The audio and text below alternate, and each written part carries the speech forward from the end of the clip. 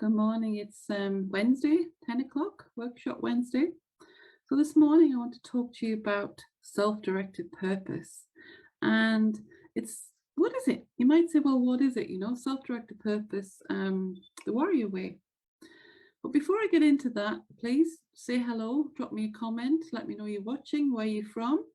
And, we'll get into it. If you're watching the replay, the usual, #replay. And let me know if you've got any questions and to talk about anything. More than happy to do that. Just send me a message, PM me or tag me in there live and I'll get back to you.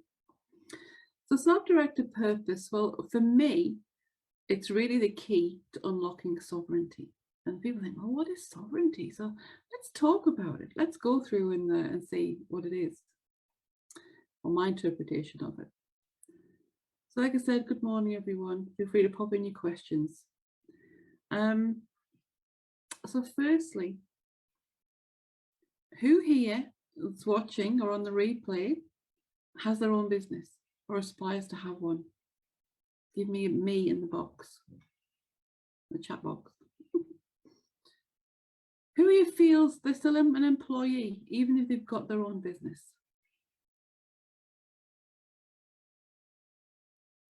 And who believes they've discovered their entrepreneurialism?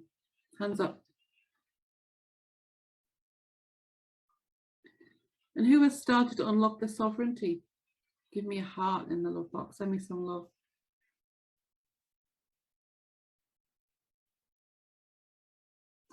So as a purposeful warrior, I want freedom of choice. I want sovereignty. I want financial freedom and to be following the pathway to self-directed purpose. I live the life I want to live, and I guide others to create sustainable financial independence for themselves. Because one thing that I'm passionate about, really passionate about, and there's lots of things, believe me, but this is a big one, is dissolving those socially imposed stereotypes. What I'm referring to here is the good and bad, the right and wrong. Who determines that? We can all vibrate at a higher energy. We all choose how we show up. I'd like you all to invite you all to consider, use love instead. There's no right, wrong, good, bad. It all is. It's all love. So the first point I want to cover today is, are you searching for your purpose? Well, if you are, then stop, because you've already got it. You already have your purpose. And I feel this is a really important concept here. I'm often dealing with, people, clients, even just friends, people that I meet along the way, many of whom are single or struggling with their personal or professional capacity to find their purpose. And it's often, it comes after a significant event in their life, or those feelings of stuckness. I'm sure you can all relate to some point of the way you've been stuck, right? Who else has been stuck in life? Me, many times, and I'm sure I will again. Yet the important concept is the idea that if you're going to follow the socially conditioned narrative, and what is that? That's servitude. It's lack of choice. It's lack of freedom. That's what society conditions you to be in, to have. I'm going to poke the bear here because this is me, right? #poke the bear. We'll add that to my hashtags, I think, in the future. Because if you want, or if you're stuck in this socially conditioned narrative of the servitude, the lack of choice, lack of freedom, if you're in a job, a job, which is just over broke, then really you're on, you're on the treadmill of the earn, spend and borrow cycle. And then when you are in that position, you will be following the socially imposed purpose. More or less guarantee it. 98% of you watching this will be following that narrative. The one, boy becomes man, man becomes breadwinner and husband, and then father, then grandfather. That's what society imposes our purpose in life. Girl becomes woman, woman becomes wife, wife becomes mother, then grandmother. This is the servitude, this is the socially imposed purpose. And for men, it's one of breadwinner, you know, to maintain that job, to that just over broke, providing for the family unit, being stuck in that earn, spend, borrow, you know, cycle of life, on that treadmill, if you like, at the own expense of your own dreams and desires. You know, like you say, we've said it before, pimping yourself out for the dreams and desires of others. And for women, it's primarily, you know, a caregiver, the nurture of the tribe, that often becomes the primary focus. And it's not that I'm saying this is not right, this is not something that you can have. It is. But there becomes a time when you realize that it's maybe not your own or your sole purpose. And so begins the journey of self-direction. So what I do as the Purposeful Warrior is guide people to awaken their own self-directed purpose and put aside, to discard the socially engineered and socially conditioned purpose, that stereotype, if you like, of society, and integrate all these aspects of life into a stable foundation where sustainable economic and financial freedom can flourish, and it can be yours. You can have it too. So it is all about self-direction. It's taking ownership. You get to choose. It's about sovereignty. It's a victory over, you know, this socially engineering. Is somewhere along the line, perhaps you could all here relate. Many people become satisfied or dissatisfied, sorry, with what they have in life and try to find purpose. And it's simply not true because people just don't realize that they already have it already. And when you realize that, when the light bulb goes on, you know, that switch, it goes bing, then you realize that your journey it begins to self-directed purpose. So in a nutshell, self-directed purpose is really the warrior way of self-directed purpose is to find the key to unlock sovereignty for you. So you can walk that path to building a sustainable financial foundations that's strong enough to sustain you and others. So it's my belief, it's bringing me to the second point I want to make, really, because the four cornerstones of sovereignty, you know, it's my belief that purpose, self-directed purpose, is the first cornerstone.